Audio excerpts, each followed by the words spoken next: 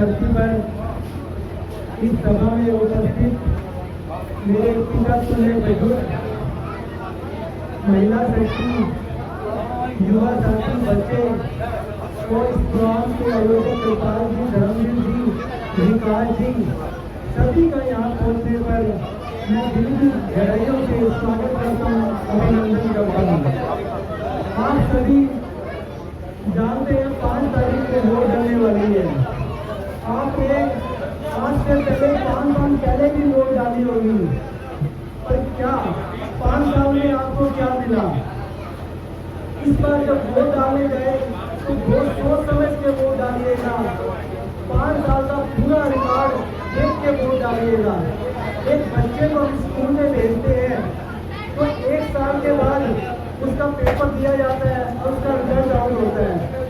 आपने एक इंसान को चुना और 5 साल के लिए विधायक बनाया कि जनता की सेवा करेगा, हर जगह विकास करेगा, अच्छे स्कूल बनाएगा। तो आज आपके पास समय है उससे रिपोर्ट कार्ड मांगने का। अगर वो दोबारा आपके बीच में आता है तो याद रखिएगा, हो सकता है कभी आप उसके पास काम के लिए गए हो और उसने बोला हो मेरे पास तो समय नहीं है या मेरी शक्ति नहीं है, तो आप रिपोर्ट कार्ड जरूर मांगना और फिर उसको बताना जब आपके पास समय नहीं था, जब आपकी नहीं चलती थी, आपने 5 साल के अंदर क्या किया, हम आपको वोट किस कारण से दी। इतनी विधानसभा के अंदर कोई नया स्कूल खुला तो बताए, क्या कोई नया स्कूल खुला है सरकारी? कई स्कूल बंद हुए जो मेरे नॉलेज में है।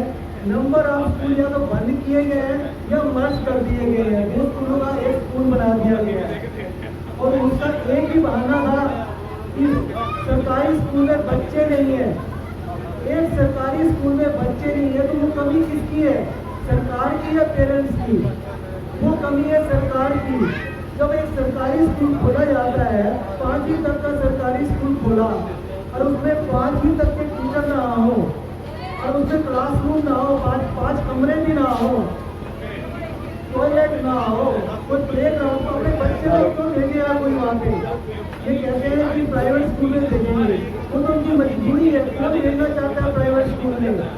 एक प्राइवेट स्कूल में बच्चे को भेजने की फीस 3 से 4 हज़ार एक बच्चे की लगती है। आप सभी भेजते होंगे और 2 बच्चों की फीस 8,000 रुपये होगी। साल के 12 साल में 1 लाख रुपया, 5 साल में 5 लाख। तो उस विधायक से ये जरूर पूछना, जो भी पिछली बार अगर वोट मांगने आता है कि हमने 5 लाख सिर्फ इसलिए खर्चे हैं कि आपके अच्छे स्कूल नहीं मिले। मैं कल तो बता देना कि अच्छे स्कूल मिले हैं आपको, किसी को अच्छे स्कूल मिले हो, आपके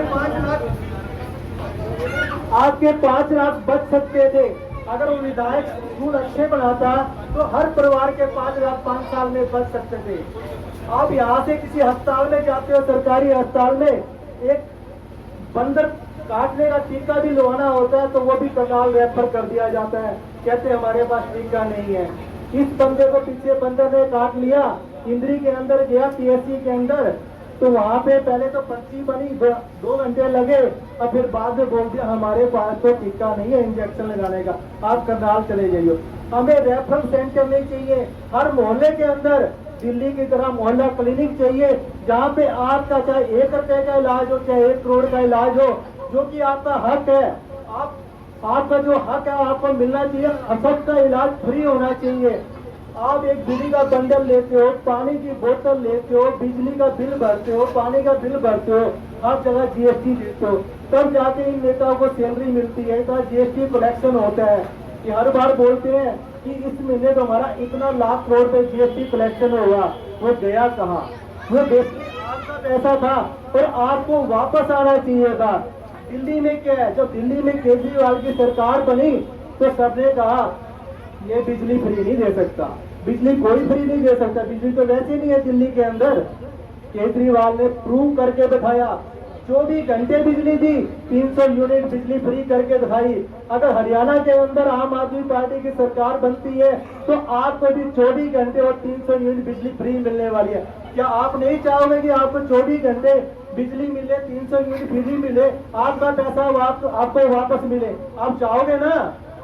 अगर आप चाहोगे तो क्या करोगे? 5 तारीख को आपको झाड़ू के सिंबल पे वोट देनी पड़ेगी। याद रहेगा झाड़ू का सिंबल।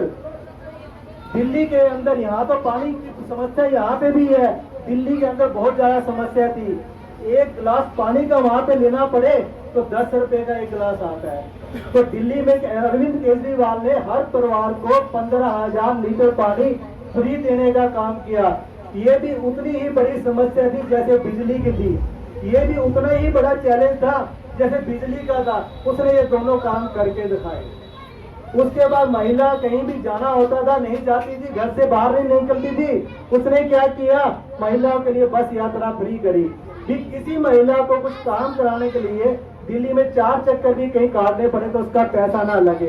ऐसा ना वो छोटा सा काम कराना हो, जो उसका हस्बैंड है, परिवार का जो मुखिया है, वो अपनी दिहाड़ी तोड़ के काम करा के आए, 500 रुपए की दिहाड़ी तोड़ेगा और उसको जो काम उसको मिलना चाहिए था वो काम भी नहीं मिलेगा। तो दिल्ली के अंदर मॉडल हुआ है, चाहे वो शिक्षा के ऊपर हो, चिकित्सा के ऊपर हो, महिला सुरक्षा के ऊपर हो, सेम पंजाब के अंदर भी इम्प्लीमेंट हुआ। आपने पीछे सुना होगा कि 40,000 नौकरियां मान साहब ने सरकारी नौकरियां दी है। यहाँ तो 40,000 नौकरियां 10 साल में नहीं निकली। जो थोड़ी बहुत ही 1,000-2,000 नौकरियां निकालते हैं उसके ये बड़े बड़े पोस्टर लगाते हैं और बच्चे हमारे यहाँ बेरोजगार घूमते हैं। 10वीं में बच्चा पास बाद में होता है, माँ बाप को बोलते हैं यहाँ पे रोजगार नहीं है, मुझे कनाडा भेजो। माँ बाप पे पैसा हो ना हो, उनकी मजबूरी है कनाडा भेजना, उनकी मजबूरी है ऑस्ट्रेलिया भेजना। 20-20 लाख रुपए, 30-30 लाख रुपए बच्चे को भेजने में लगाते हैं। अगर वो नंबर 1 में ना जाए तो डंकी के फॉर्मेट में भेजते हैं। जिसको डंकी के फॉर्मेट में भेज दिया, बच्चे को नंबर 2 में भेज दिया, जितना पैसा जाने में लगेगा उतना ही पैसा आने में लगेगा।